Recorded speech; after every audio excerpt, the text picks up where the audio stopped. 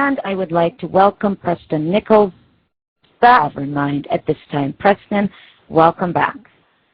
Well, the pleasure is mine. I'm happy to be on your show. And you have a little bit of a cold.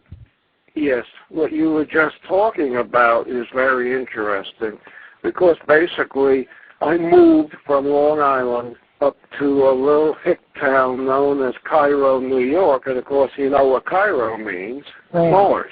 Right, right. And it turns out I'm living in the valley that goes from the Hudson Valley up towards Windham Mountain, which the ancient Indian legends say that this was a valley of pyramids that I moved into. And when I first moved up here, I had a friend come up from a government base with underground penetrating sonar, and we found 2 pyramids underground on my property already. Really? Yeah. And what we keep finding out, the area that I'm living on is some sort of Native American ceremonial ground, or it was. Interesting. Now, have you noticed any particular energies with that? Yes, I've noticed major energies. Whatever it is here, myself and the underground structures, the first year I was up here, I found these extremely large bird tracks, about 2 foot long, 1.5 foot wide, and I'm told they're the tracks of the thunderbird. Really? The grand thunderbird.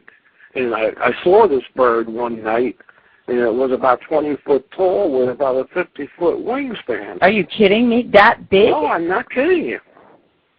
I actually saw this bird, and I got photographs of the tracks.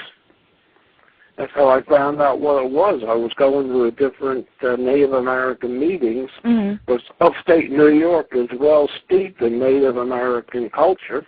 Right. And I showed the tracks around, and some of the elders said, that's the grand thunderbird. You're a blessed person. Wow. To have the thunderbird land on your property. And since I moved up here, I have transitioned from, as you earlier said, conspiracy and pure science to more mysticism, spirituality, along with the science. Right, right. You know, I'm working on spiritual technology at this point.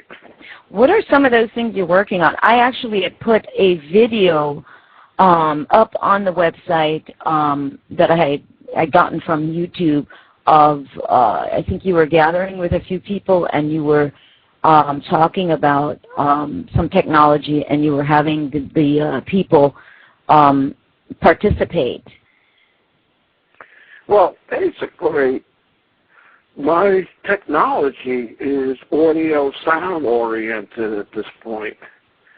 I'm using vacuum tubes, which of course goes to the quantum aspect because an electron is a wavicle, means it's a particle in a wave, just like your photon is. And when you launch an electron into a vacuum, that's when it becomes a wave. And you got a whole different set of properties for vacuum conducted electrons versus metallic conducted electrons. When you conduct in a metal, it's jumping from atom to atom, from valence to valence to valence of each atom, which means it's working as a particle at that point. It's you can look at it as a wave that rolls itself into an amorphous ball and jumps from atom to atom to atom, the outer valence band of the atoms. Now, when you do this in a vacuum, that little sphere unrolls and it becomes a wave, you know, like a sheet. Right. A sheet of energy. It becomes a wave, and this is how you can get electrons to literally go in all the parallel realities. This is why vacuum tube equipment does hit the spiritual levels, because the electrons are flipping from parallel reality to parallel reality, which is what we're dealing with for spirituality. Right. Dealing with how the electrons and other energies, process from level to level to level, from reality to reality to reality. I'm basically a quantum physicist, but my brand of quantum physics is multi-dimensional, multi-parallel reference frame reality. Right. And my study is mainly how does energy and frequency patterns, aka intelligence, process between the different parallel realities. This is really fascinating. So from the consciousness aspect, can you bring some clarity to that aspect in the sense of, movement? You just mentioned, which is what we're doing. This evolution that we call shifting consciousness is about moving into these various levels, right? Exactly, spaces. So, if you can explain that a little bit more, because I think so many people are really confused as to what we're talking about when we say consciousness and this shifting, this movement that actually takes place. Well, on the scientific level, on the quantum level that I deal with, we look at consciousness as energy, frequencies, that transform themselves from one thing to another thing that we call a dynamic. Dynamic is changing. And you have this dynamic at a power level. Now, the more complex the dynamic function is and the higher the power is, the more intelligence there is, the more consciousness there is. Absolutely. This is why at the galactic center, where we have the wormhole with a white hole and a black hole on either end that are enfolded on each other, you have a massive dynamic. It's just, the energies and the frequency patterns are just accelerating through this force, getting stronger and stronger, and the patterns getting more and more complex. This is a massive intelligence, a massive consciousness. So it's an endless level. It's endless complexity. Yeah. Yeah, it's endless complexity. That's a very good way to express it. And I believe this is what mankind calls God. I do too. I absolutely agree with you. It's this because endless. Our galaxy is a bubble reality. It means our reality is our galaxy. We're like a bubble floating in the main creator's reality. Absolutely. And it's this endless, as you say, it's this endless, it's even hard to even put it in words. It's an endless I know process. it is. You can't. You're trying to capture it in that people, you can communicate. But I always say when you get to the deeper levels of this, there really is nothing to say. You can't say. There's nothing you can really say. You just sort of experience it. But I think that this is absolutely awesome what you're saying. Where you can think of it as almost like an infinite musical note.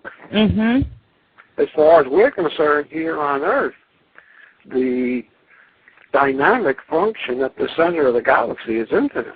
Right, right. In power, we don't have the expression to express the power that is contained within that torus or that acceleration loop. You got to consider this is an almost infinite frequency pattern, infinite musical note, accelerated literally to infinity. It absolutely is. I love that you're explaining it that way because it's true. That's exactly what I've been saying. And I think the issue with some scientists is they want to keep things in a box, regardless of some of the discoveries that they make. But there isn't a box big enough. There isn't a box big enough. It's not possible.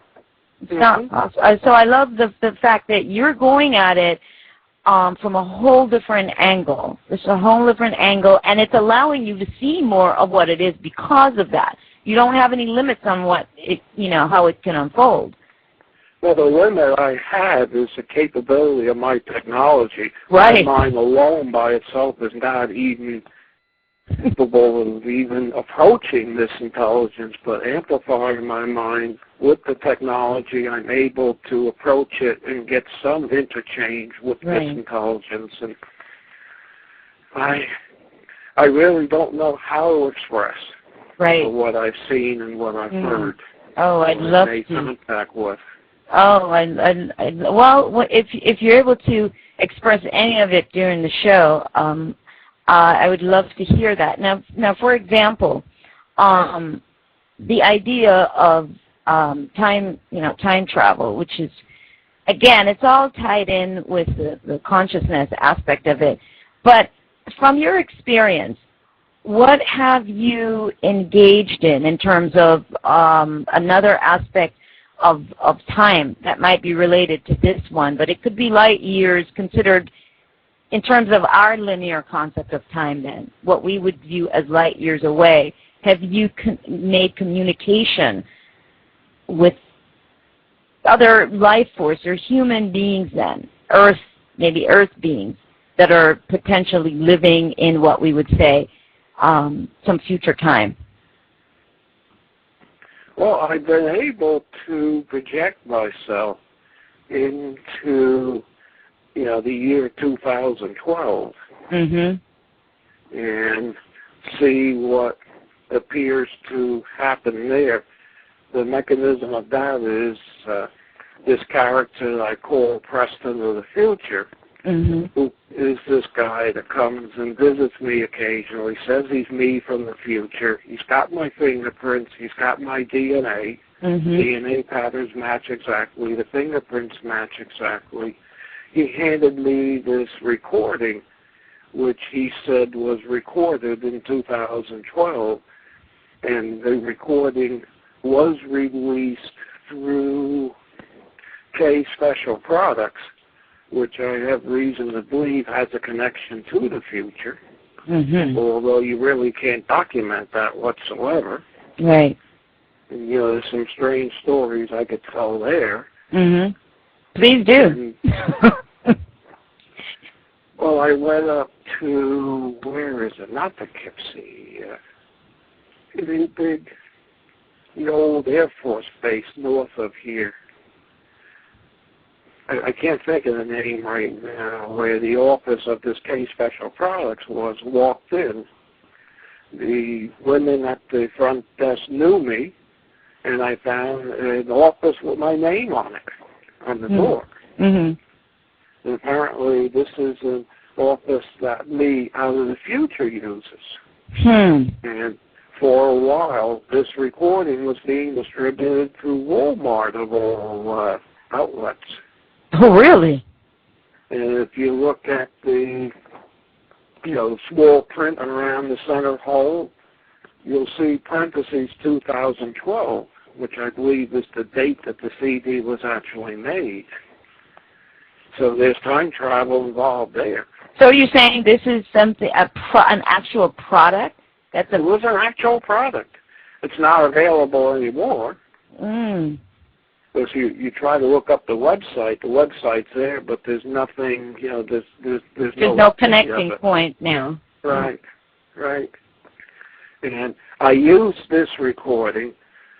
Preston of the Future gave me what he said was a direct copy of the master that the recording was made from, which has more energies and more information on it than the copies that were made and being sold to the public. And I use this recording.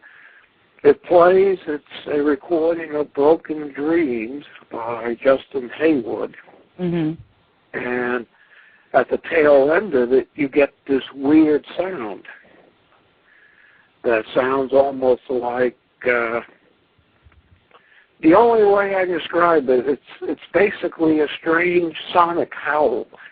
And it sounds like the recordings I've heard that were made at the Trinity test in 1945 as the electronic equipment on site. The audio equipment was being fried by the nuclear test. And I can go into that sound and see. My first impression was a gamma, gamma ray burst. That was my first impression. And what we finally came up with is that some sort of a gravitic function, possibly coming out of our own sun. Really? At a slightly different date from the Mayan calendar, I kept finding September 23rd, 2012 is when this happens. Now, the flow of time has so changed since I was handed that CD. Now it appears that everything has changed and we're getting an EMP function in 2012, and the super wave is coming later, maybe in the 2020s, if it comes at all. Because what I'm seeing is I was handed this recording maybe 3 to 4 years ago. Over that, since I've been using it with my equipment, what I would see through the recording has changed 3 times. Really? The flow, in fact, the last flow of time, basically, I saw for a while there was no disruption in 2012. Now I'm picking up essentially an EMP. The latest thing I seem to be seeing for the future is there is some sort of an energetic beam that comes in from the center when Earth and Sun lines with the center. That goes and hits the sun and causes the sun to go into major solar flare and sunspot activity, which of course 2012 is a peak for. If what I've seen today, now, comes true, we're going to have some Lulus of EMPs and solar flares. Right. And what would that mean for, and then I have another question, but what would that mean for anybody wondering, what does that mean with all the solar flares coming through? Well, the EMP will wipe out any electronic equipment that is based upon what we call the metal oxide silicon surface. That's an MOS type technology, which is mainly your computer chips, TV chips. Probably the whole computer network will crash. Probably the satellite network will crash. We'll be back basically in the 50s, where the only thing that works is electromechanical technology and vacuum tube technology that can take EMP. Right. And then, of course, go ahead, Preston. EMP stands for electromagnetic pulse. What it is, it's a very, very strong magnetic pulse that as it passes through everything, every conductor generates a voltage. And of course, your MOS devices, they burn out at 3 to 4 volts across the junction. And any piece of wire, even an inch long, with a strong EMP will generate 10 to 20 volts that will wipe out all the MOS-type devices in most solid-state technology. Some of the large, older solid-state technology will take it, like probably those big solid-state devices they use to control the power on the power grid. They'll probably handle it. But what will happen to the power grid when the computer chip and the computers that control all those triacs go bad? Now, with that said, suddenly we moved into an age of the wireless age, and we moved into more of a also satellite age where there's so many things being controlled from that angle. Now, excuse me, do you see, was any of this transition potentially by those who are sort of observing this whole 2012 thing, did any of this transition have anything to do with any kind of preparation? I mean, besides the control that it now initiates on everybody, do you see that as any kind of progression whatsoever? Well, the progression, it's obvious. for years and years, thousands of years, we were developing our technology as basically asymptotic to the horizontal baseline. And then all of a sudden, about 1920, 1930, through to 1950 in the present day, we just take off and go almost vertically up as our technology blossoms, so to speak, into what we have today. And if we can keep everything together through this period, it'd be very interesting to see where the technology finally ends up in 100 years. Right. And I think, go ahead, Preston. Because for so long, our technological development has been asymptotic to the baseline, and all of a sudden now it's taken off like a rocket, almost totally vertically, going up, up, up, and up. You know, in where do you think that is? Well, I mean, what do you think? What do you think helped to kick it in that manner, in terms of the human mind? I don't know if the human mind had anything to do with it. It was basically tooling and information sources such as the rumored technology exchange with some alien groups. Well, that's what I mean. That's exactly what I mean. I mean, because so I was wondering what kicked in the human thought process to be able to begin to do this. But now you answered it. That's what I was asking. Well, we first had to get tools. We had to get the manufacturing capability. That's the first thing we had to get. We had to get the tooling in place. And that took quite a while to go from the Bronze Age up to the machinery age. Once we hit the machinery age, the early 1900s, then everything was in place for the information that was being gathered here and there from all the different information sources, including, you know, research, mind of man, mind of the aliens, inputs from a, you know, extremely advanced group of aliens. Maybe they've been here all along on this planet. I really don't know. But, you know, we had to get the machining capability. Once we got that machining capability, then it's just burgling, you know, to the nth degree. So are people then, you think the panic about, well, not everybody, because I think, you know, most people are just controlled and, excuse me, they have no idea anyway, but, you know, there's a big concern for many people who listen to this kind of show, as to the control being initiated by much of this evolving technology. What's your take on that? Because yes, it is allowing those who control this kind of technology to really put more control on where people are, what they do. I mean, there's just so much. Privacy. The whole idea of privacy is non-existent, pretty much. That's true. Yeah. I don't know still what you're getting at. Well, I'm saying the fear. People have a fear of being controlled by this technology. Will this control just get even more intense as there's more discoveries and more whatever exchange being made as far as technology? Or is it then up to the individual to awaken in terms of their consciousness to sort of override? Well, you said it right there. To override. Mankind in general seems to be awakening.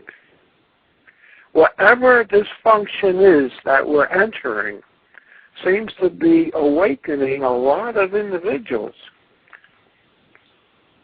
So we are becoming more aware, and I believe eventually mankind will become uncontrollable by the means that are now being used. And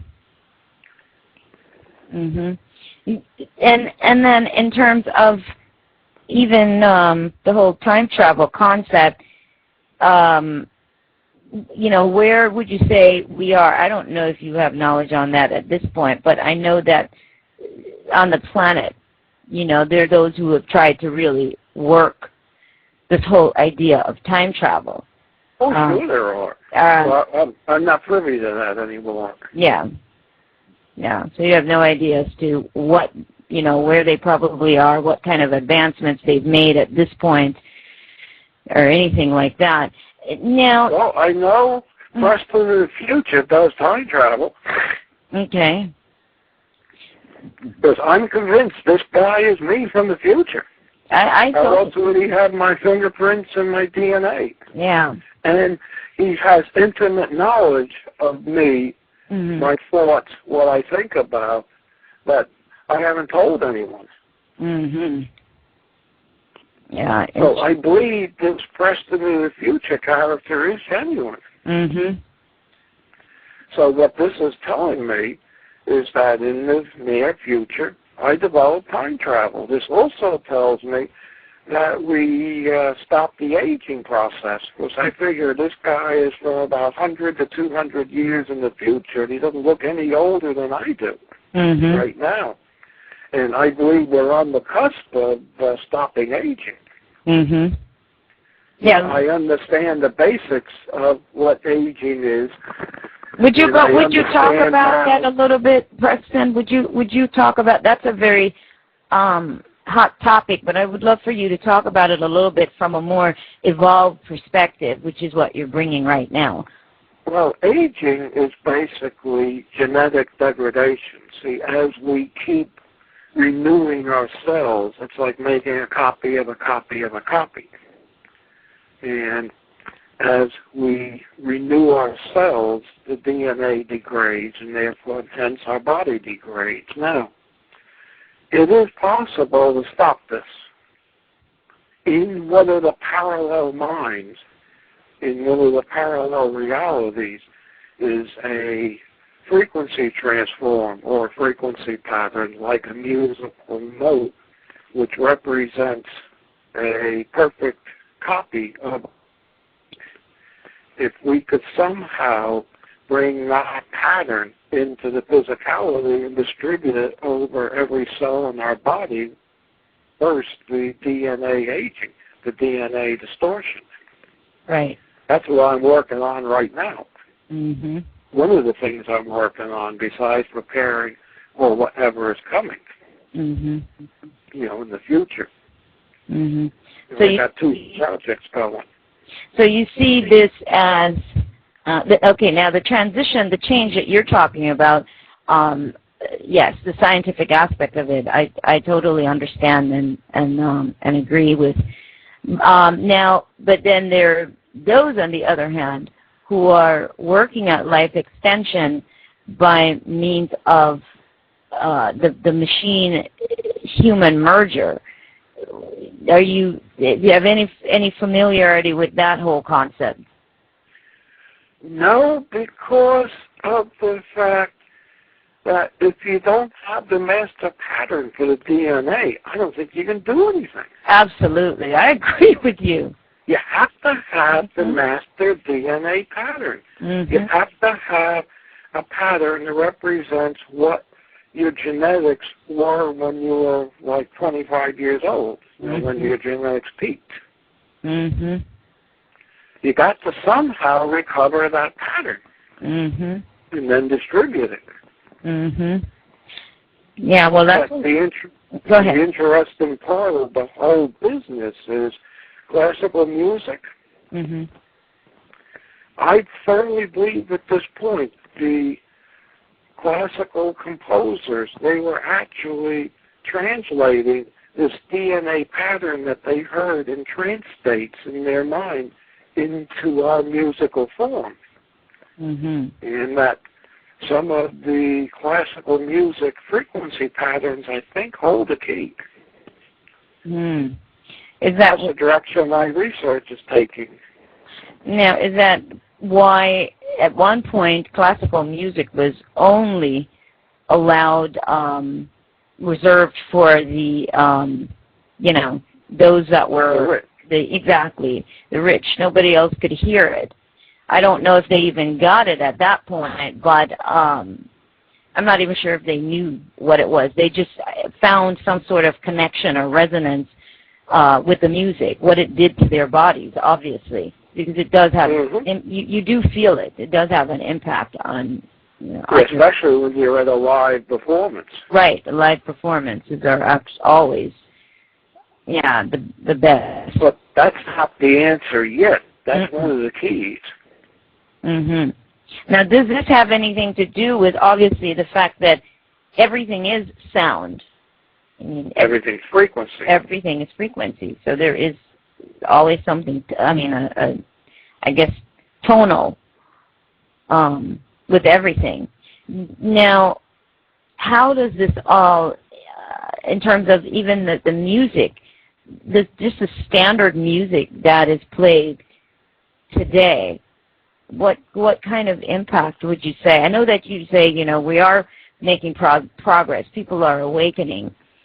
But then you hear a lot of the music that is played today, and I was just curious as to, because you were in the music industry, what's your take on its impact, especially on our, the younger generation, some of the stuff that they do listen to? Okay.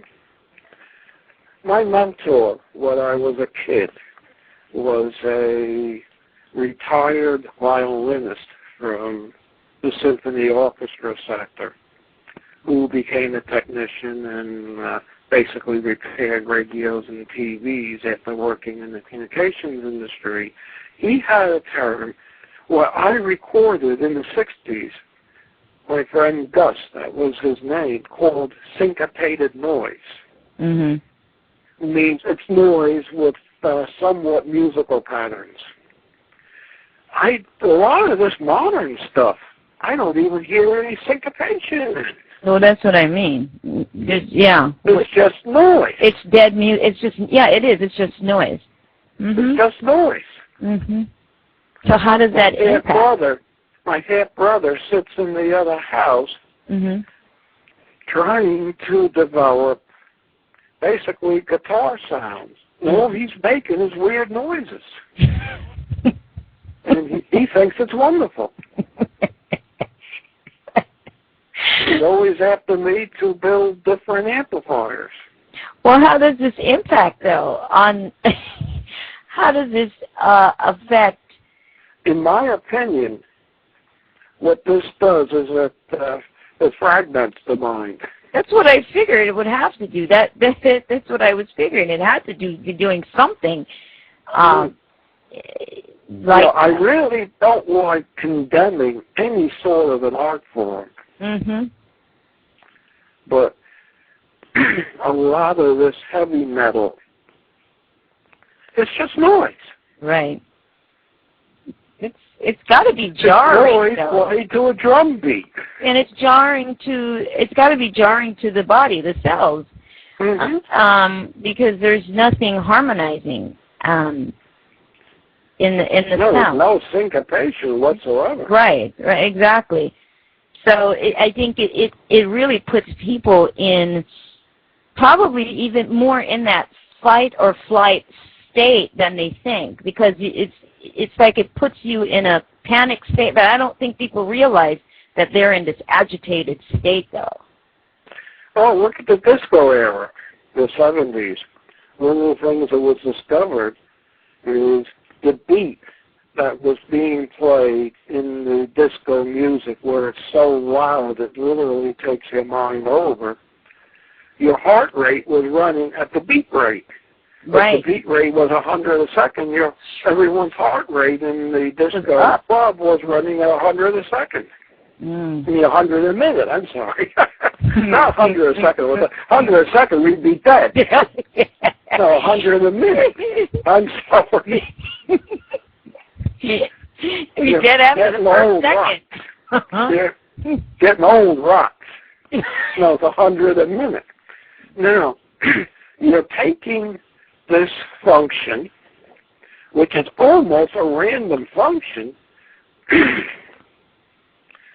If you get it loud enough, and if you listen to how these kids play their headphones, they got it on their ears, and you can hear it 10 feet away. Think of what it's got to be in their ears. Oh, yeah. Or several cars away, and then you hear what somebody's car is playing. I mean, several cars away. It's crazy. It's got to be taking the patterns of the mind and the patterns of the body and basically breaking them up. And that's why I asked you that, because I know that's what's going on. And if that's what's going on, I know you don't get into the conspiracy aspect of it per se, but if this is a massive thing in terms of the young people. And I wonder, how is this going to impact in terms of their direction, in terms of their spiritual direction, in terms of their own evolution, in terms of their own awakening? But it seems like they're more susceptible to the ploy of the marketing companies for pretty much anything. They're open for that because you're not thinking. You can't be thinking clearly. You can't be in touch at that moment. You just can't be that in touch because you're fragmented. Mm-hmm. This is true, but also I'm wondering, is this one of the reasons our young generation seems to be the generation that's waking up more than our generation? So should we all listen to that music? Should we start listening to it? I don't know. I can't stand it. You can't stand it. I can't sit it either. But I did like disco. But I'm wondering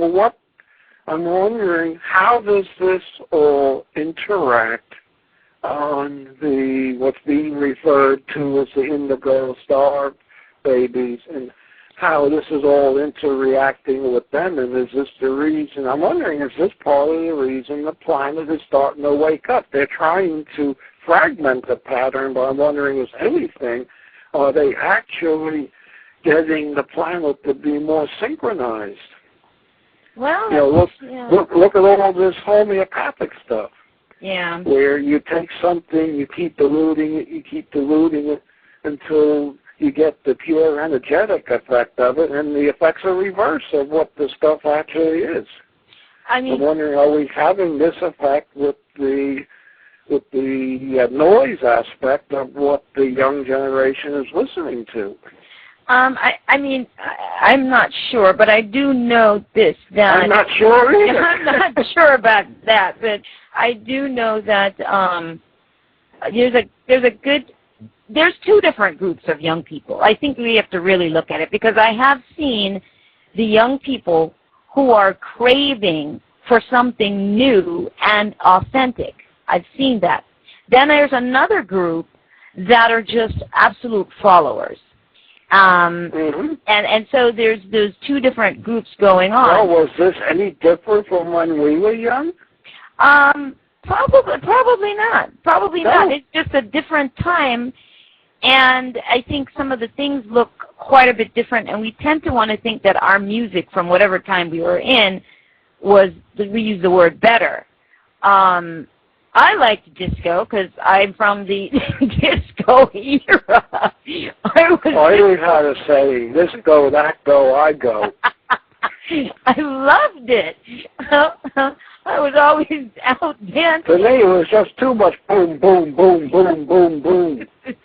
I loved it. I spent quite a bit of time in a disco club known as Studio 54. I helped set it up. Yeah. All it is boom, boom, boom, boom, boom, tick it, boom, tick it, boom, tick it, boom, tick it, boom, constantly. Very hypnotic. It is. It's all very hypnotic, though. But you also got to remember, there is something hypnotic in random noise as well. Everything can be hypnotic. At the MONTAUK-PROJECT, we were using random noise to synchronize everything. Right. You got to remember, noise is synchronous, at least 50% synchronous to any pattern. Any frequency pattern will have a 50% synchronicity to noise. Is this kind of like the whole chaos, theory? It's like out of chaos comes order. So I guess if we can look at it that way. I'm wondering if this is the effect that the establishment is trying to get through the non-syncopated noise. I'm wondering, has it backfired on them? And actually, is it helping us? because it's taking our society and getting at least a 50% correlation. Yeah. Yeah, I don't know. Although I don't like that music, I really don't condemn it. Yeah, care for it at all. The lyrics to me are very empty. So it's not just the sound, because honestly I've heard some of the beat that it is very hypnotic. You find yourself wanting to move to it, but then I listen to the lyrics and they're very pointless. They're very empty and pointless. So anyway, well, very rebel. Yeah, very rebellious. Yeah. Well, of course, when we were young, we had our rebellious songs. Every generation, I guess, has had their, rebellious songs. their rebellious songs. But I don't know. Well, we'll see. Look at the song that goes, "Are we on the eve of destruction?" Yeah. But and the Ballad of the Green Berets. Yeah, I mean, but okay, I could hear those lyrics and I could get some sort of substance out of what is being said. But then there's other. And then you got the Beatles with their LSD lyrics. Right. But I still could make sense out of what they were saying to some degree. I'm talking about some of the music, which you probably do not hear at all. But some of the lyrics, I don't think you've heard some of these lyrics. Yeah, I've heard the lyrics. There's nothing to them. It's repetitious, and there's no story in it. There's this pointless repetition. Like there's a song I've heard, "We the people, we the people, we the people."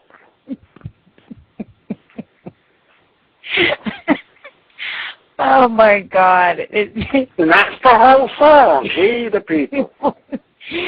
And that's what I mean. But so I said to Brian, "What the hell does that mean?" He looks at me and says, "I don't know. It just sounds good."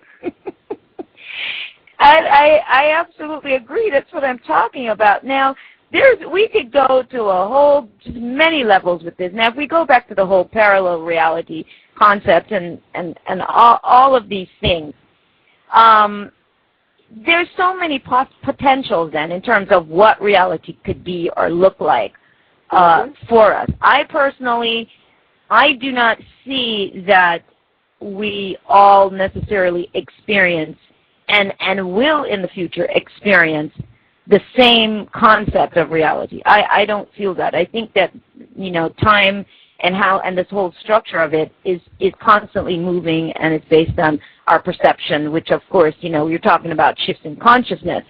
I don't see that everyone, is necessarily going to suddenly move into that same kind of evolution. I don't really see that. So you're talking about consciousness and evolution. Maybe there's something we should discuss. Yeah, go ahead, please. The genetic damage.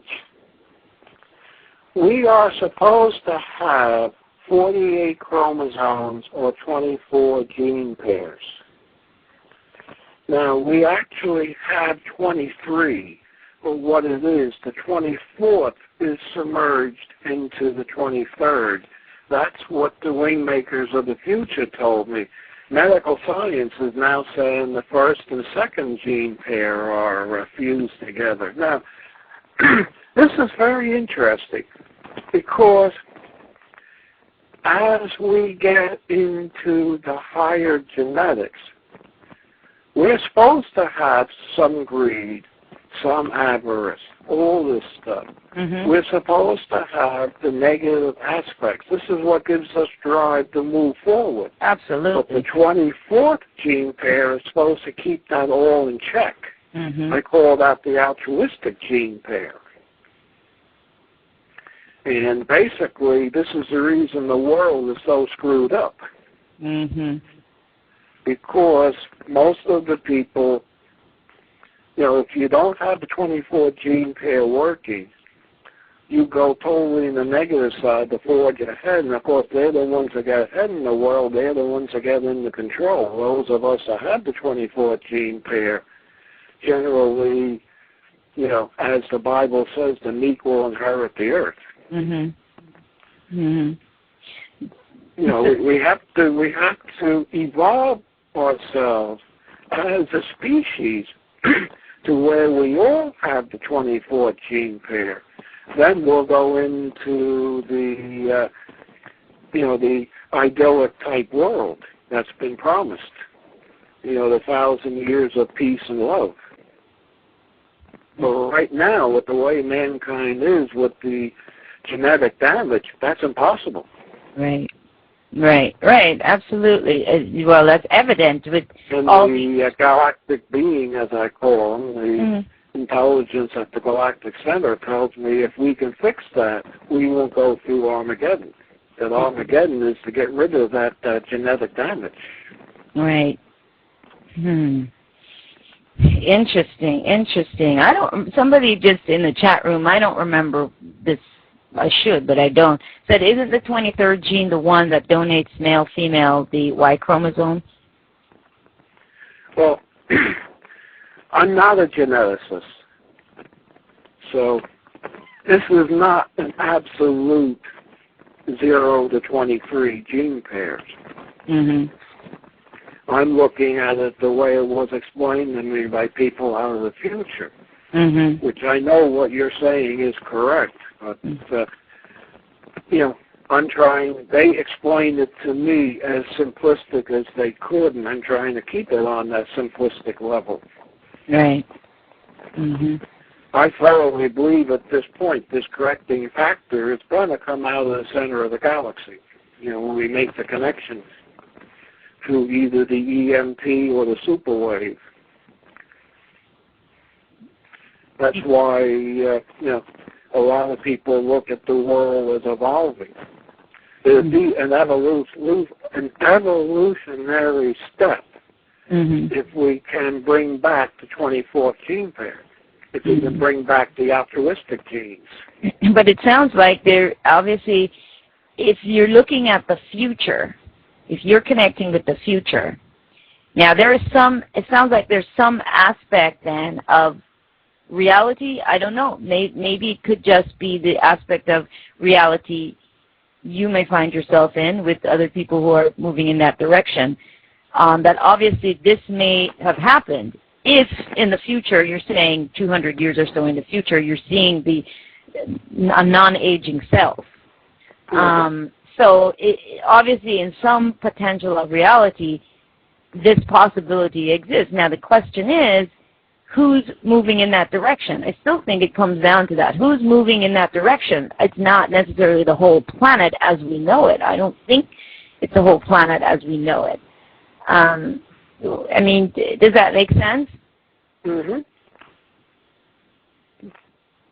what's going to happen to the people who, when we make the transition into more of an idyllic world, cannot surface the 24th gene pair? Okay, what happens? Surface the altruistic gene. Then they remain in the, my feeling is they remain, I don't think that they would know any different. I think that they remain in a reality comparable to where they are. I think that there's shifting going on all the time. I just think it's just a matter of, what we're able to perceive, what we're able to see, according to what you and I just talked about, which is this shift in consciousness. Well, you're getting too abstract for me at this point. Go ahead, Preston. I'm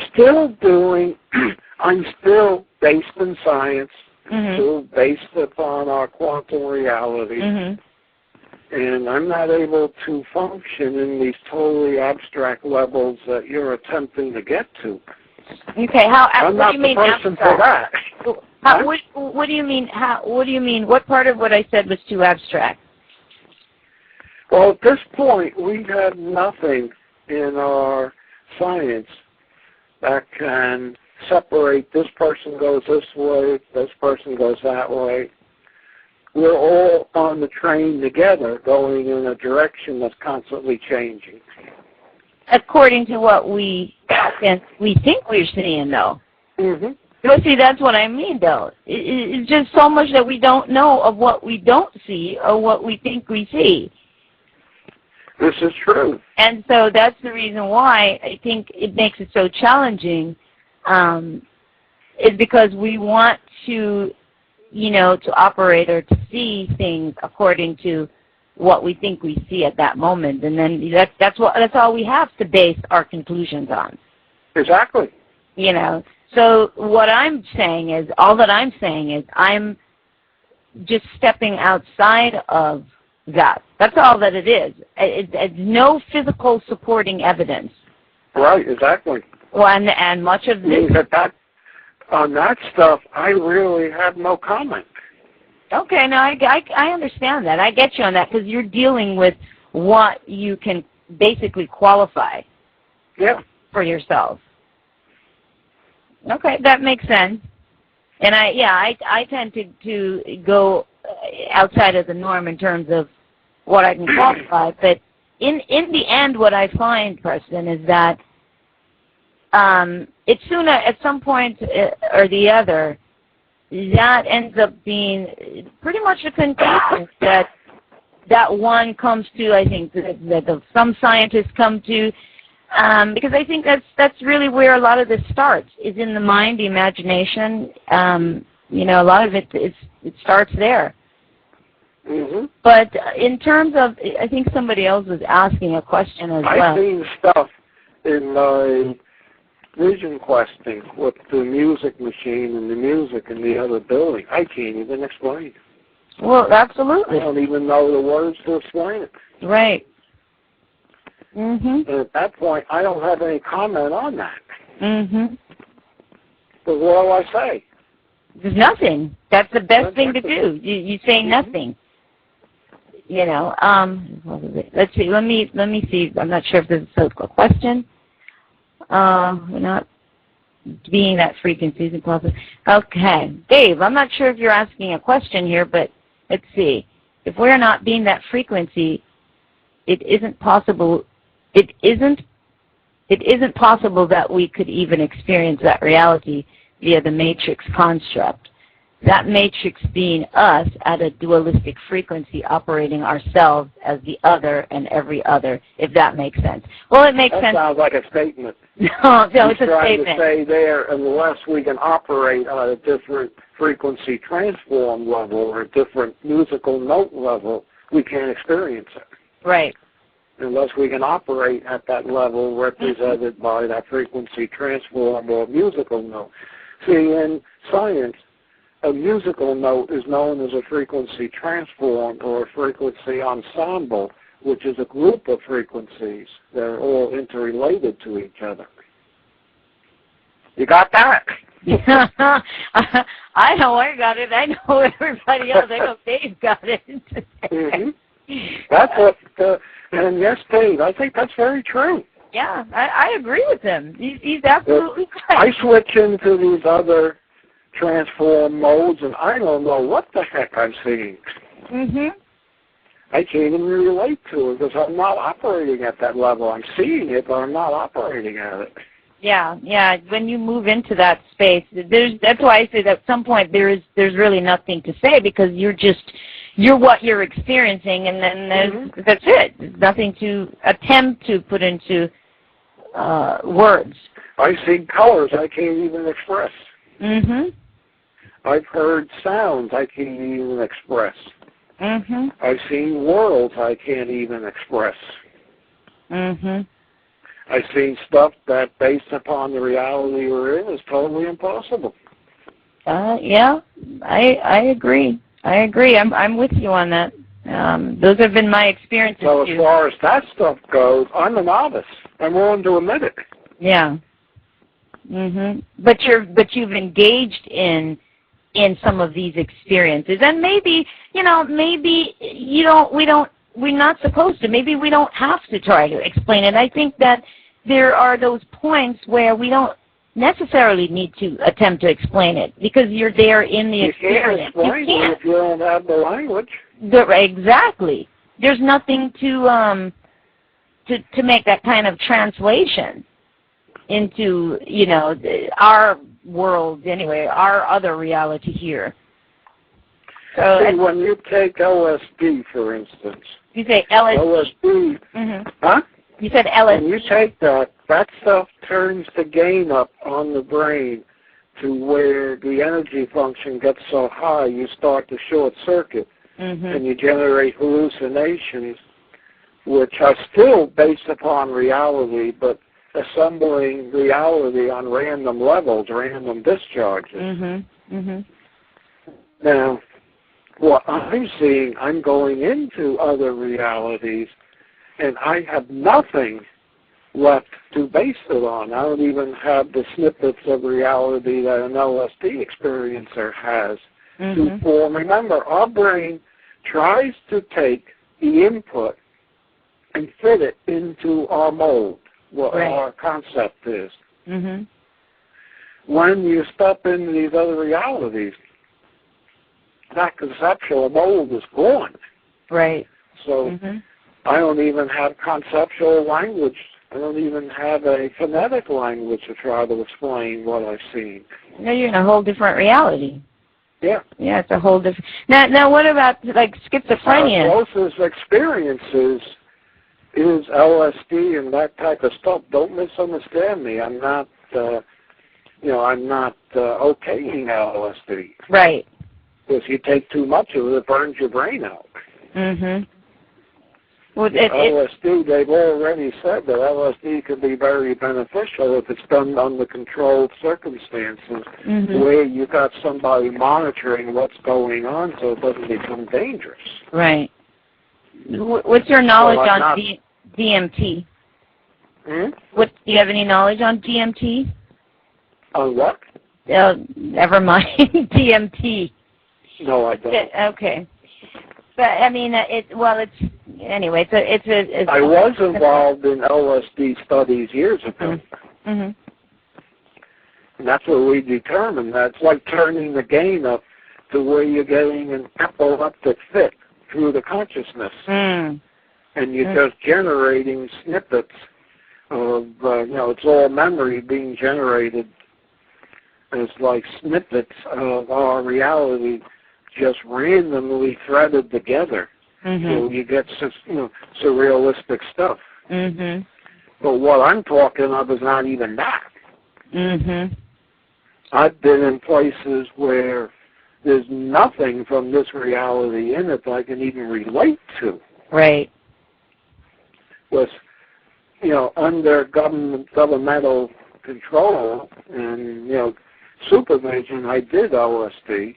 And I found all it did was make me hallucinate and give me whopping headaches. So I didn't stay in that, but I still was involved from the scientific viewpoint. I was one of the guys trying to help interpret what the brain waves were saying. The brain waves up to 100 kilohertz, not what we look at up to 10 hertz. 100 hertz in the medical field. We had EEGs that went up to 100 kilohertz. We were doing those studies back in the early 60s, trying to figure, okay, what does this stuff really do? Right. We came to the conclusion it turns the gain up to where the brain just randomly discharges. Discharges energies. Look at it like electricity discharging. Right. And of course, if you get random discharges, you're going to have random memories, bits of memories popping up and popping together. Right. And stringing together for hallucinations. Right. And that's kind of with some information that I had read on that experience. Yes, in a controlled environment, there's a lot that can come from it, but then in an uncontrolled environment, it becomes too much. It's very dangerous. Yes, it's too much. It's the person, pretty much, it's like they're being fried. It's just too much. Exactly. Turn up the gain too high and you're burning out the amplifiers. That's the way I look at it. Right. Now, in terms of, this is not related to LSD, but when you talked about, what did you mention? I was going to mention schizophrenia, because schizophrenia, people are also actually experiencing, for them, realities that are real. I mean, they're engaging. Their experience they're engaging in is very real. The people that they think they're communicating with is all very real. What do you have any knowledge on that? No, I don't. Okay. That's just another very interesting one because, geez, our brain is so interesting in terms of the pathways and what we can access. And you really see why, to some degree, there is such a lid on, on what people are actually able to observe. Because let's face it, everything is going on around us, but obviously you can't see it, all of it. You're only going to see as much as where we are. Wherever our perception or our abilities are, that's as much as you can see. Otherwise, it would be like being on an LSD trip. True. It would be overwhelming. It would be all too much. But still, is that schizo stuff, is it real or is it just random patterns being generated out of memories? Well, now see, if I respond to that, Preston, then that's what I can't answer, so I don't know. Right. And if I respond to that, then I'm going to be too abstract. But I just think there's just too much going on that we just don't understand. There's a lot going on. I think there's so much about reality that because we just don't have a grip on it, there's so much that seems impossible or seem that we just can't. It just is not possible. I think that's what happens. But I think people who go into schizophrenia obviously go into some sort of short circuit. Some sort of short circuiting happens, and it's possible that they could be just opened up to way too much. It could be random memories, and it could be that they just become opened up to a whole lot. It's sort of like that movie, A Beautiful Mind. I don't know how true all of it is. They said it was a true story, but, one wonders, what it was so real to him. Was he jumping around in time? It's just a lot of questions that we have to ask ourselves. We're not ready. We don't know. We're not ready to put it this way. I don't know. Yeah. I've had that kind of wisdom. Nope. There is another. Oh, now in terms of you mentioned colors, that I was going to ask you about color anyway, not based on what you had said with necessarily the colors that you've seen that you can't put into words, but everything, of course, because it has a frequency. What would you say in terms of colors, kind of like sound, the impact that music or certain tones have on? I don't know. You don't have any information on color either. I don't know. Okay, then that's what it is. You don't know, so then we won't be able to answer that one. But of course, it doesn't fit anything between red and violet. You said it doesn't fit any? It doesn't fit anything between what I can see. Between red and violet. Roy G. Bibb. Red, orange, green, blue, indigo, and violet. Are you talking about the colors? I'm not talking about the colors that you've seen that you can't explain. I'm just saying in general with colors. In general with colors, because they're resonating. They're giving off some sort of sound, some sort of tone. They have an effect on our minds. So I wasn't sure if scientifically, if you had any information, any additional information on just the colors of our world and how they're used, and maybe some of the impacts, like we discussed music. Well, the one thing we know is that the surface organ called the skin is sensitive to light in different colors. That's been proven. You said the skin, you say, sensitive to light in different colors? Okay. That's been proven. This is why if you're really serious about meditating or vision questing, you basically lay there naked with different colors. Because your whole surface of your body picks up colors. Right. And different colors on different parts of the body has different inputs to the brain. This is why I have a light show as well as the sound. I use both light and sound, and most of the people that come here to meditate, meditating brief shorts or totally naked, because they find the experience is so much larger. And we did research years ago and found out, yes, the surfaces of the body is sensitive to light and color. Now, is there any color has different inputs besides the eyes. Right. Colors can put frequencies into different parts of the mind, no question. Now, are there any particular colors that, is it based on the individual, or is there any particular colors that had any particular kind of impact, have any particular kind Yeah. Red makes people anxious. Green makes people calm. But this is pretty much standard stuff at this point. This is known. But in terms of the skin. What I have, my light show, I set up lights that literally modulate, pulse, modify the intensity based upon the frequencies of the music. Which means if you take a light detector and hook it to an amplifier speaker, you'll hear the music. Which means you're putting the music in through the lights to different parts of the surface of the body. You're putting it into the whole body, not just the hearing. Right.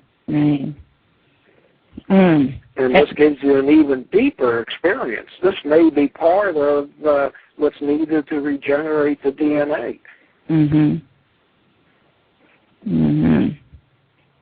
Okay. Well, that makes sense. That's why I got two main thrusts of my research. I can't state this enough.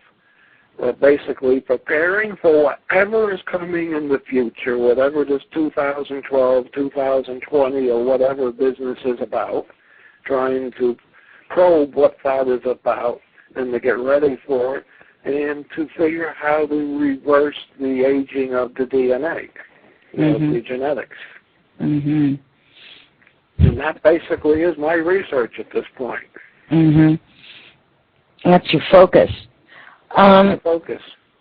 Now, going back a little bit to the pyramids on your property, because obviously you ended up on that land for a reason. I think that's true, because this place sat vacant for years. People tried to buy, but they didn't ever get a mortgage for it or anything like that. For one reason or another, people couldn't buy this property. I come along, offer them a cash price, and I got it. And I got it very cheap. So it looks like I'm supposed to be here at this time. You think probably because the network of pyramids is going to be necessary to handle whatever is coming in the near future. And for your research, I was wondering if it probably may held some keys, like the energy or something of that nature. Well, what's coming in the future? Yes, I think it does. Interesting. It's almost like this can be a control point of what's happening. We've already have turned on the consciousness of Earth. Mother Earth for a long time was lulled to sleep, but lately I've been able to turn the consciousness on. And I believe, as I say, I believe, I can't prove it, this is what has staved off some of the artifacts coming in from outer space. We've had a number of near misses lately. And I think we've had the near miss because the original predictions that came out of Preston in the future was we were supposed to have a rock hit into the Atlantic Ocean and basically wash the eastern seaboard. Now, we had that possibility in 2003, but something deflected that rock. Right. That was coming in '03. Mm. And I believe, because it was '03, that I got the intellect represented through the pyramids turned on. Mm-hmm. Interesting. Now, I may be crazy. I may be to my behind. I don't know at this point. Mm-hmm. Well, it sounds like there's a reason for everything. But this is part of the reason I believe I'm here. Mm-hmm. This is some of the real abstract stuff I've been attempting to do. Whether it's real, I don't know. Mm-hmm. At this point, I'm not that concerned with how real it is. Right, right. I'm just more concerned how it all interlaces with the coming realities. Mm-hmm. Just as I've seen time jumps. Right. Up to about 3 months ago, the galactic superwave, which is that gravity well that Earth and the Sun was supposed to enter, was coming in 2012. All of a sudden, we had a major time shift, and now it looks like it's going to come in the 2020s. But I don't know if that's really going to happen. Mm-hmm. Because I've seen time, the direction of time change so much, it's almost impossible to predict it. Right. All this business on TV, I sit there and snicker at times. Right. Which, yeah, you're right. Okay, what are all these people going to say when 2012 comes along and nothing happens? Well, that's what I've been saying. Something happens that they don't predict. Mm-hmm. You know, like you get a giant bright flash and all the electronics drops dead instantaneously. Although now they're beginning to talk about that. Right. They begin to realize that's a possibility based upon the solar cycle. And what's interesting is we're at the solar minimum right now. Mm-hmm. But we're getting more solar flares than we had through some of the past maximums. Right. What's going to happen when it ramps up over the next 2.5 years? Mm-hmm. You know?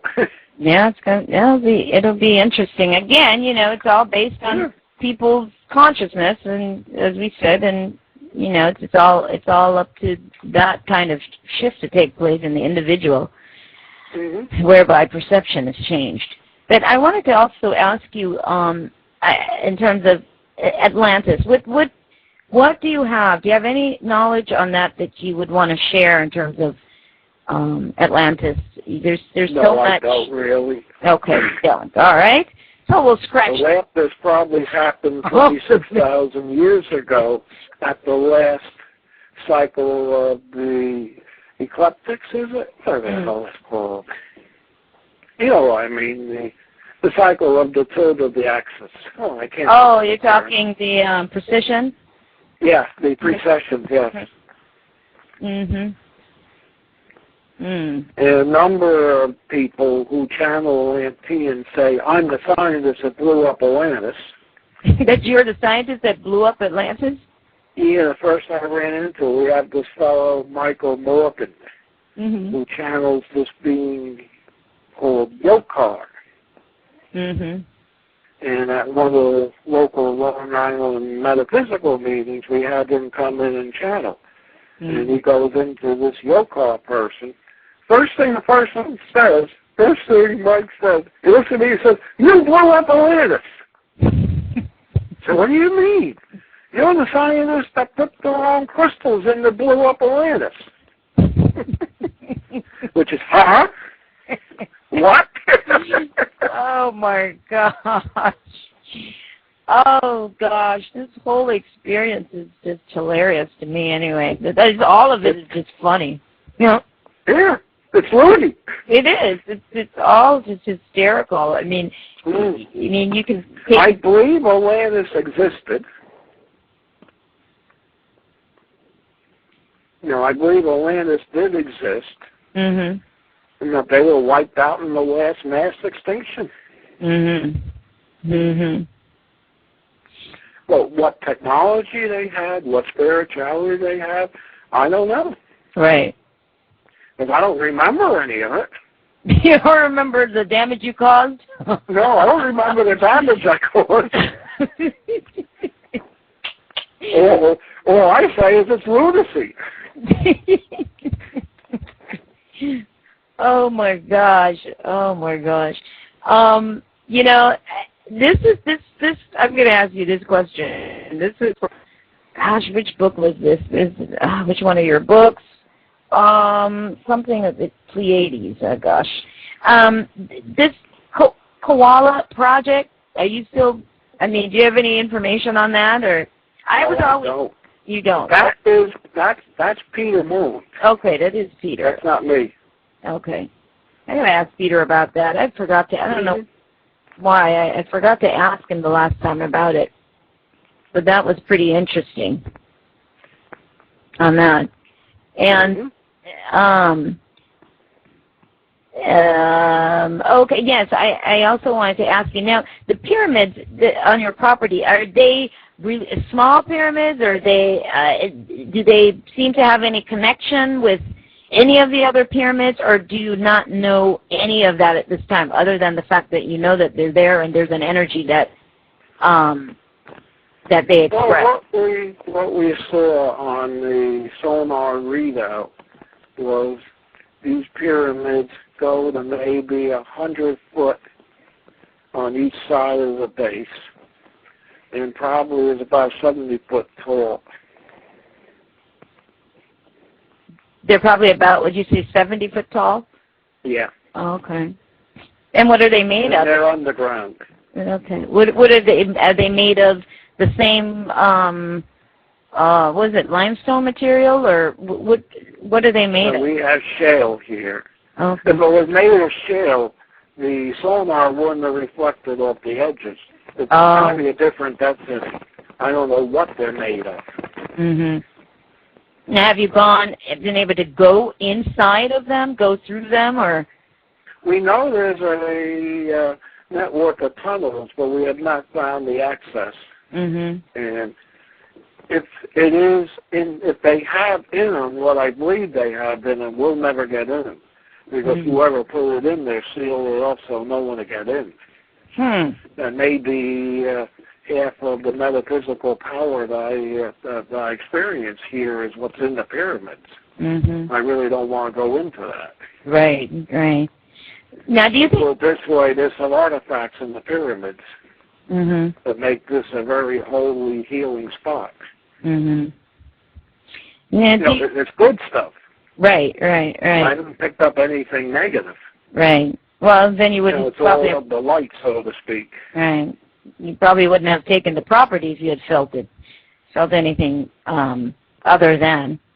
Well, the first clue I got was just before I bought the property. I came up here in my minivan and camped overnight a couple of times. And that's when I started to experience some ghost activity. And they were basically telling me, buy the property, it's meant for me. Okay. And then one night I saw a beam come up out of the top of one of the pyramids in the sky. And that's when I decided, okay, I'll take the property. Right. And of course, I had a number of psychic reads, and people point out to me that I have a Mars connection, and Cairo is Mars. Right. Although they say Cairo up here. And when the old timers say, we say Cairo, do you live in a foreign country here? And I said, yeah, compared to Long Island, it is a foreign country. So I'll call it Cairo. So a friend of mine who's very psychic for the last 30 years has been telling me that I'm going to move to Cairo. I kept looking on the map for K-A-R-O or C-A-R-O. Oh, my gosh. That's funny. And when I moved up here, he said, well, you moved to Cairo now. And 20, 30 years ago, I was dreaming of these houses. Oh, really? That I bought, yeah. So there's no question. I'm meant to be here for one reason or another. This is probably one of the few spots where I can do what I have to do in the future from. And then also, what connections or what information might you have on as far as Sirius? There's always some interesting. You mentioned Cairo, Mars. Do you find that there's any connecting point in that you've done in the past, and anything that you're doing right now in terms of this mystery that seems to be with Sirius and our planet? I don't know. I have no input on that. I know of it. I've heard of it. Right. Sirius is a binary star, Sirius A, Sirius B, and I believe there's inhabited planets around both of them. That they orbit far enough apart so there's a couple of planets around both suns. Right. Now, sounds like you got a phone call coming in. Well, actually, no, not coming in. That will come in through the show. I didn't put it out there to ask if anybody had any questions and they wanted to call in, because everybody seems to be just engaged in listening. But if anybody does, does have a question and they want to call in, you can call in at 646-915-8361, or you can just pop your questions in the chat room if you are in the chat room. Yeah. And also I wanted to find out from you. Now, with this whole time thing and the evolution in technology for us on the planet, do you feel that it is possible that time can be played with by those who are learning more about the whole idea of time travel and time and all of those things? You think that if you're going to play with time, so to speak, you got to be able to step outside of our time. Okay, but in terms of making an adjustment. Well, this is the old idea of what happens if you go back and you kill your father before you're born. You can't, because you won't exist to kill your father. Right.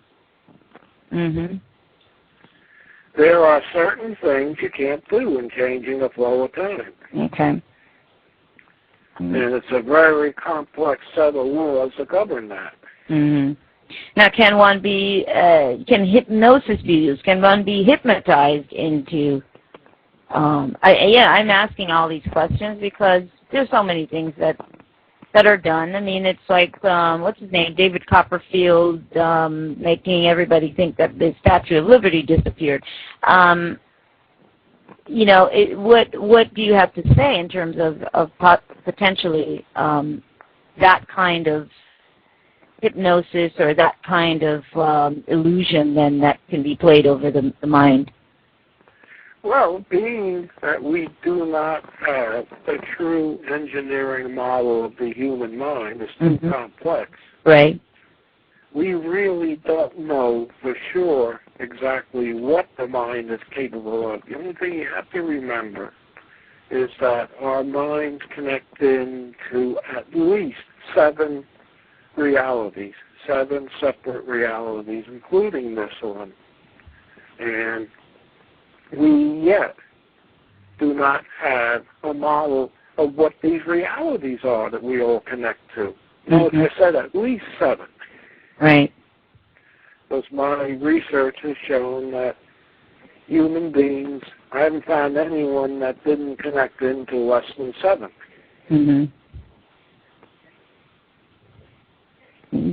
And I found people that connected into hundreds. Interesting. So maybe that answers your question about whether or not you can mentally time travel. Yeah, I think it's possible. If you're in touch with the parallel reality that you can go to and then jump back to this reality in another time, yeah, you can do it mentally. But whether or not you or someone else is capable of it, I don't know.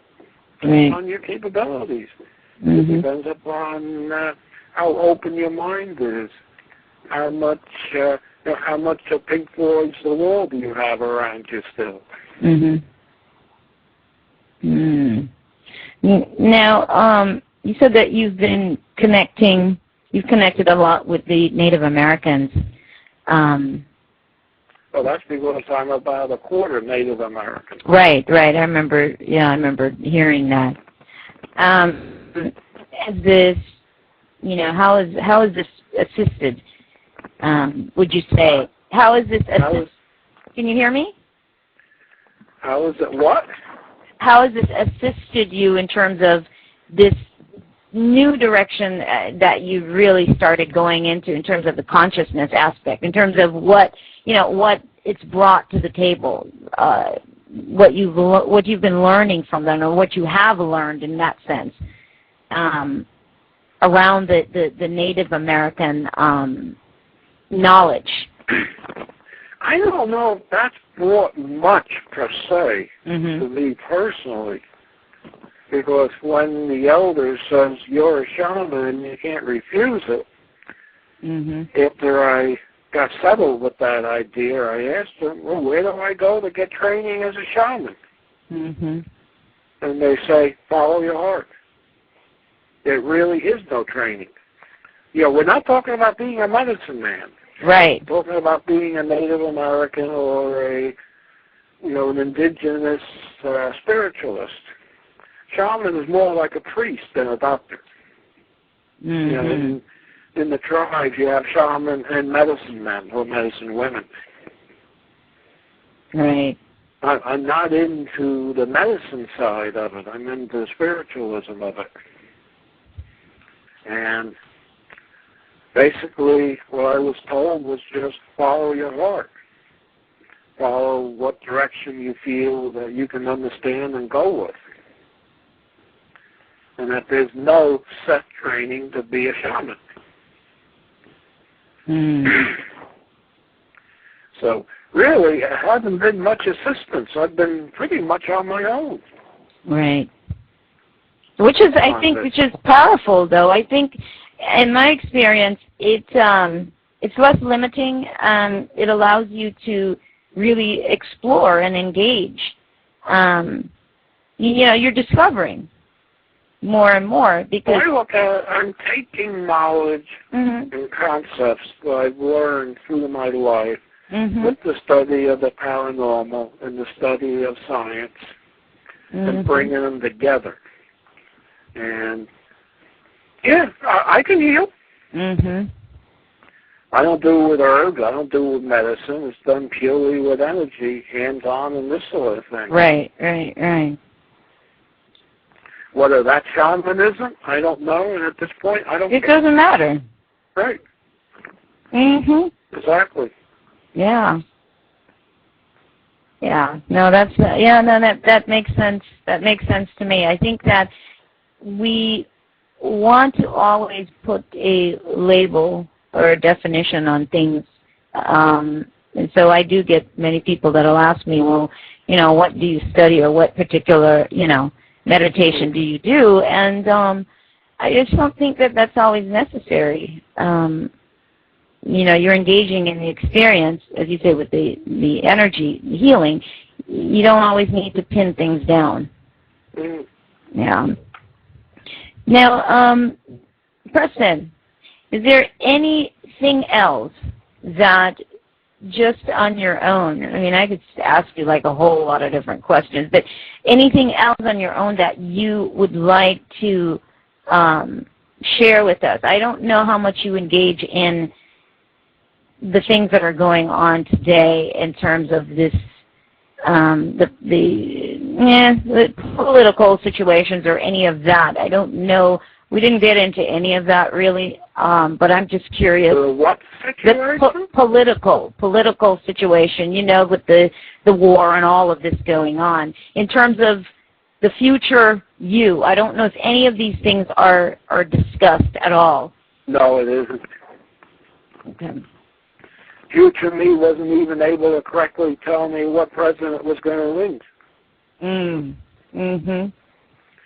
And I think the reason is the elections are just after October 31st, which seems to be a time of the year that we get these reality shifts. Mm-hmm. Mm-hmm. So basically, go ahead. Rest of the future stays away from politics. Yeah. And I don't much care about politics myself.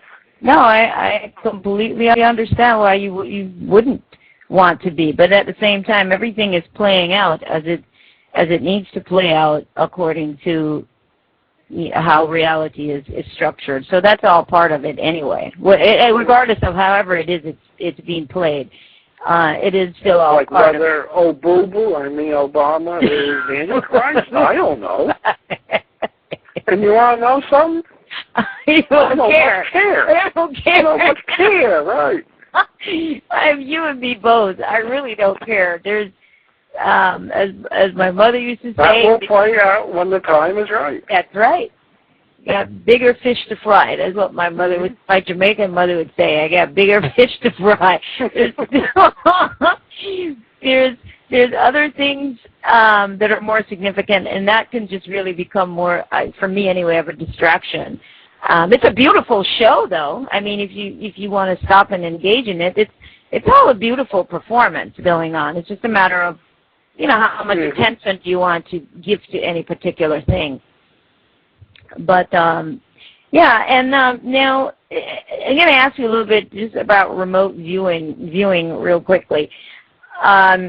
Is there anything you want to add on that? We've heard quite a bit about remote viewing, and it seems to be a more common understanding now. It used to be kind of a quiet thing, but now it's a little bit more out where people are realizing, I guess, some of these possibilities. Well, you got remote viewing, you got astral projection, you got telepathy. It's all basically the same thing. Mm-hmm. Yes, remote viewing does take place. Mm-hmm. Hello, can you hear me? Yes, I can hear you. Okay. Remote viewing is real. Mm-hmm. The mind is capable of leaving the body, going to other locations and observing. Mm-hmm. The mind is also capable of leaving the body and becoming physical in other locations. It's rare, but it does happen. Mm-hmm. So I don't know what else to say about remote viewing. That's it. Then that's what you were supposed to say, as much as you could say about remote viewing. Preston, you're so funny. I love your responses because they're real clear and they're to the point of whatever it is you decided to express. Well, I used to go to conferences put on by the United States Psychotronics Association. And a bunch of us there used to say, okay, our BS filters are full now. Oh, my God. Oh, but you take somebody like me and put us into those conferences, yeah, this phone is cutting in and out. Oh, really? Yeah. We can hear you. Yeah, but I'm having trouble hearing you. Yeah. Well, we have about 15 minutes left, so. Let me switch to another phone. Hello? Yes. Okay. Yeah. Okay. Yeah, we can still hear you. Mm-hmm. Okay. So I think the receiver in the other phone was cutting in and out. Oh, okay. Well, we can hear you. The good thing is you can now hear me, so that's good. Yeah. Yeah, and you were starting a conversation there. You were saying about remote viewing. Oh, we're talking about the BS filters. Yes, very important piece. So I guess that's the reason, because I look at stuff factual and to the point, and I like to be able to, what we call in engineering, model something. I like to get a complete model of how everything works. And this abstract stuff And a lot of this stuff pertaining to the brain, there really is no model for. Mm-hmm. That's what we're working on now, is building a model for the brain. Mm-hmm. Depending upon which scientist you talk to, you get a different model. Right. And that's fully explainable by Monte Carlo processes. What is... Each scientist is looking at a different part of the brain. Mm-hmm. The brain is probably, as far as we're concerned here, because we cannot step above the brain, so to speak, since we are the brain. Right. We'll never model the brain. Mm-hmm. Because in order to model something intellect-wise, you got to step above it. Right. And when you're dealing totally in the brain, as most people do, you cannot conceptualize a model that is above the brain. Because you're too in it. Kind of like seeing, what is it, seeing the forest for the trees. Exactly. Mm-hmm. Can't see red if you're in it. Yeah, no, yeah. No, I completely see that. And then again, this is where we go back to those things in terms of the inner work, the consciousness, as we've talked about it, and it is about being able to step outside of that space. I would say to be able to see more or engage in more, because you're not this physical you all the time. So you can't really see when you're that all the time. It's very difficult. Well, when you're outside of your physicality, you have nothing to base it on. You're talking. See, in order to express something, we have to have an experience that we can fall back on. You got to say something is like what we experienced 20 years ago. Well, you have to measure it, is what you're saying. You have to measure it against something else. You have to meter it. You have to compare it. Now, when you switch into a reality mode that is so far away from the physical reality, we have nothing to compare it to. Not to compare the physical reality to. Not in that sense. Yeah, and well, then that brings up a whole other question. It's a whole other show. Do we always need? Do we always need to compare it to something? Sometimes, on that level, it becomes just observation. It's just observing. There's no measure. Yeah, but observations that have no metering or use is useless. Well, it depends on. We could go on and on in terms of what it depends on.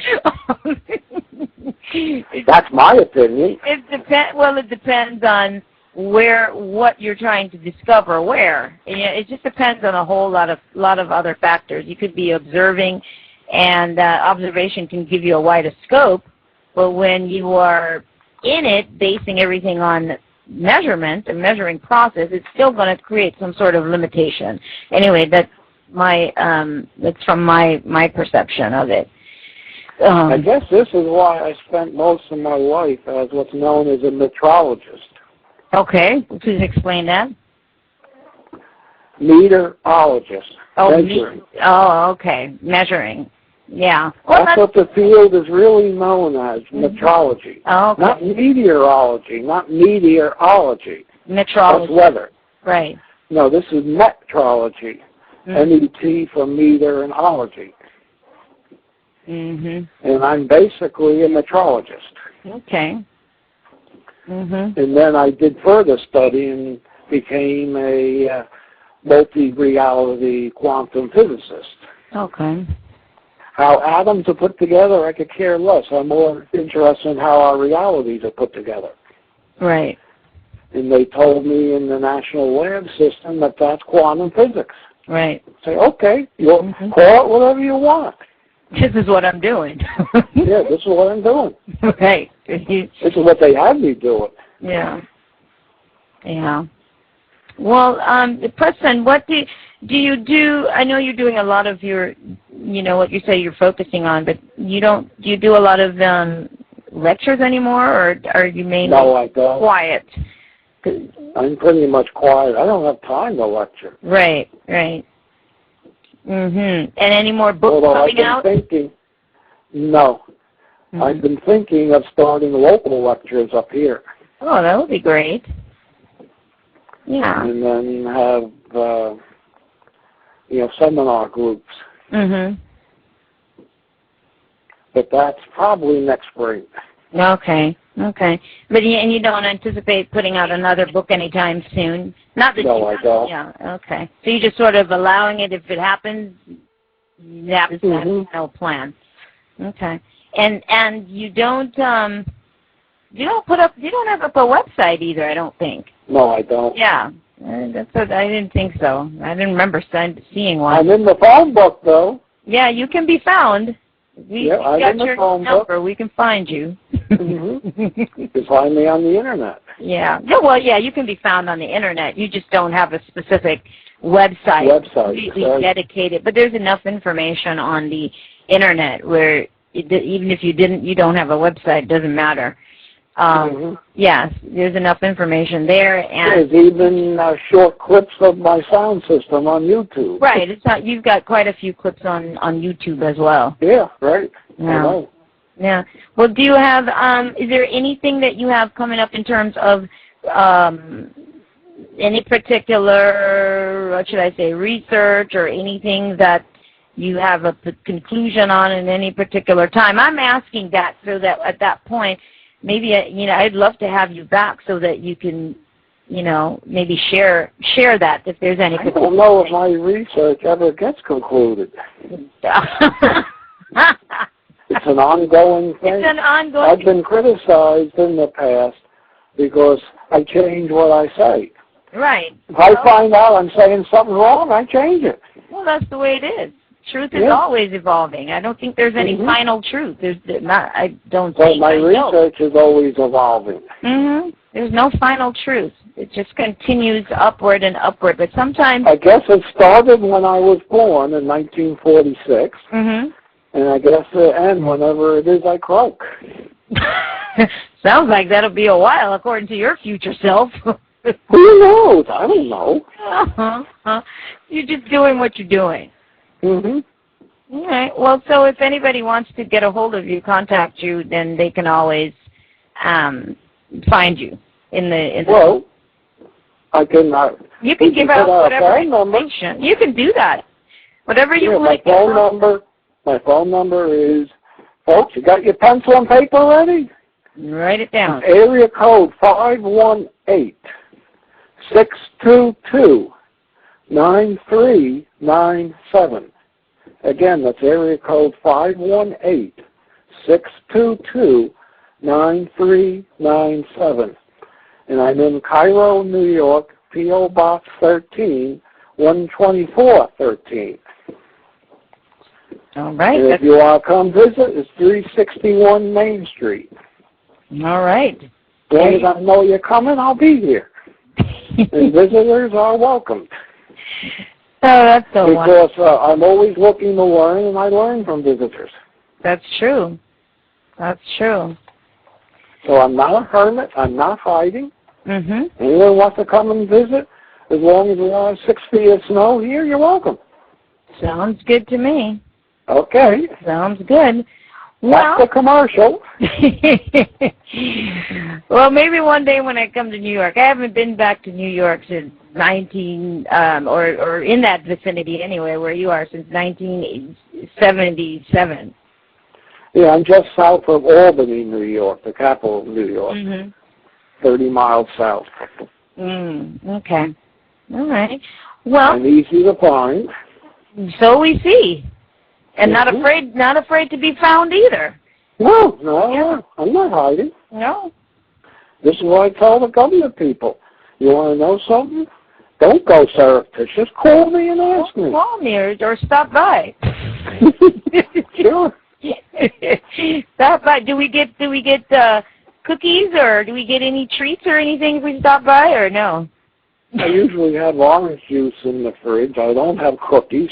Okay. Just thought I'd ask. I'm too fat now. If I know you're coming, I could always get something. Okay. All right. Well, I'll give you ample warning. Right. I'll give you ample warning. Well, Preston, I want to thank you so much for being a guest on the show, and thank you for your humor. Thank you for the work that you've done. Thank you so much. My sons have enjoyed your work. They are the ones that actually had turned me on to your work a few years back. And actually, I bought one of your books, actually, as a birthday gift for my older son when he was, I think, 21. And I just knew that he would love it. I really didn't have any knowledge on your information per se at that time, but for some reason the book just called me and said, he would love it. And then he told me about it and was like, you've got to read it. And then it kind of went from there. So thank you so much. Okay, you're very welcome. All right, and thank you for doing your work. Well, thank you. And I will be, we'll be in touch. We'll definitely have you come back. Okay. All right, take care. Okay. All right, bye. Bye-bye.